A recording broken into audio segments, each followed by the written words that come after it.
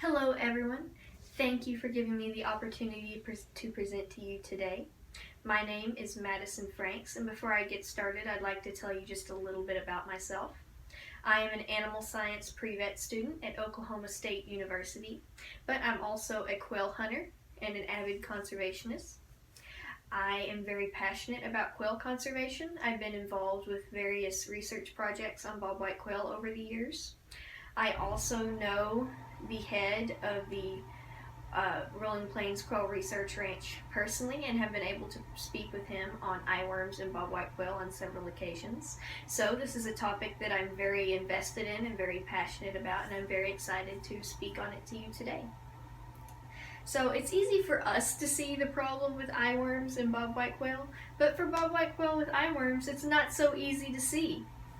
So today I'm going to talk about exactly what they are, because unfortunately eyeworms are a somewhat obscure topic, and even though they're a big problem with quail, not everyone knows exactly what they are. I'm also going to talk about how they're spread, and most importantly, what we can do to stop them. So, just so we're all on the same page, I'm going to start off by telling you exactly what they are and why they're important to quail.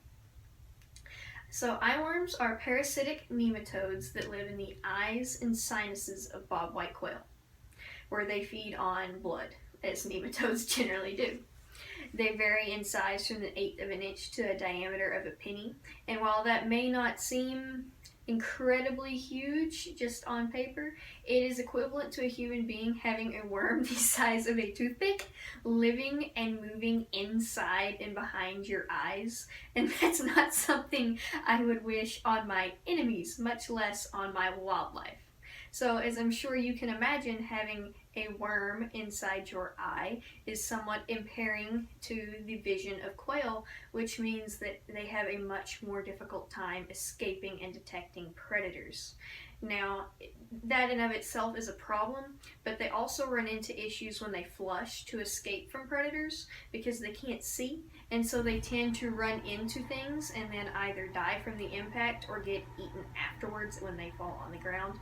So, in addition to the droughts and various weather difficulties that quail face throughout the years, this is something that really tends to kick them while they're down, so to speak, and their eyeworms are a suspected culprit in the great quail decline because of this.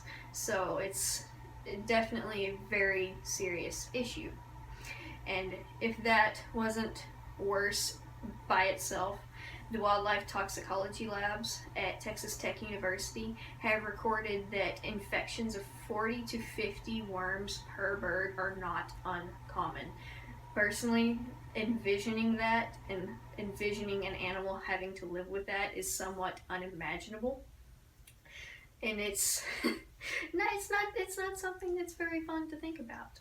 But now that we all know what eyeworms are, we need to know how they are spread, because that is the first question we have to answer to figure out how to stop them. So, unfortunately, eyeworms are spread through crickets and grasshoppers. That is unfortunate because these are one of the best food sources that quail have available to them. A nice juicy grasshopper is like filet mignon to a quail.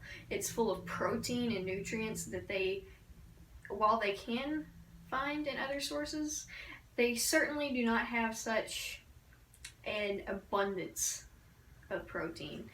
And protein is especially important when quail are raising chicks, because they have to have that early on to survive and thrive and grow, and if they don't get it, they die. So it's a vital source of food to these quail that they can't live without. Now, when a quail consumes a cricket or grasshopper or cockroach, the eyeworm larvae within that insect migrate from the quail's crop to their eyes and sinuses, and the Rolling Plains Quail Research Ranch has recorded that migration can occur in as little as 30 minutes, so it does not take very much time at all. I cannot imagine what that would feel like. Hopefully not much, but I honestly don't want to know. Now, once that migration occurs, the eyeworms mature in the quail's eyes and sinuses, and their eggs are eventually passed on through the quail's feces. Once that happens, crickets and grasshoppers then consume their feces, and the cycle continues.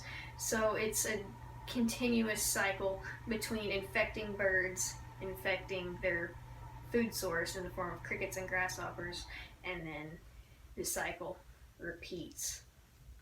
So, now that we know how eyeworms are spread, the most important question is how to stop them.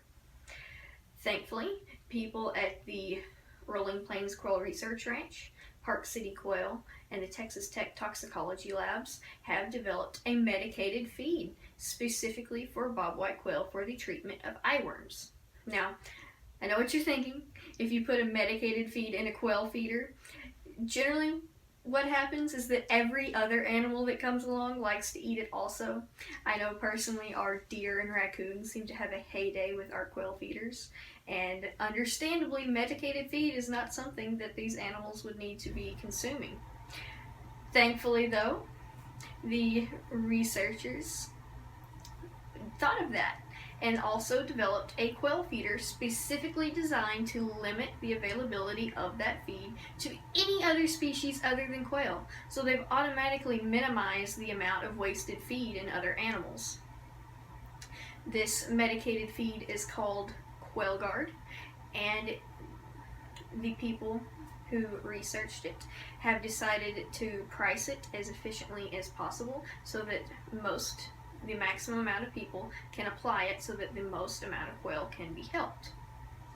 According to the Rolling Plains Quail Research Ranch, the Quail Guard medicated feed will hopefully be approved for public use later this year. So hopefully 2020 will be something positive to the table in the end.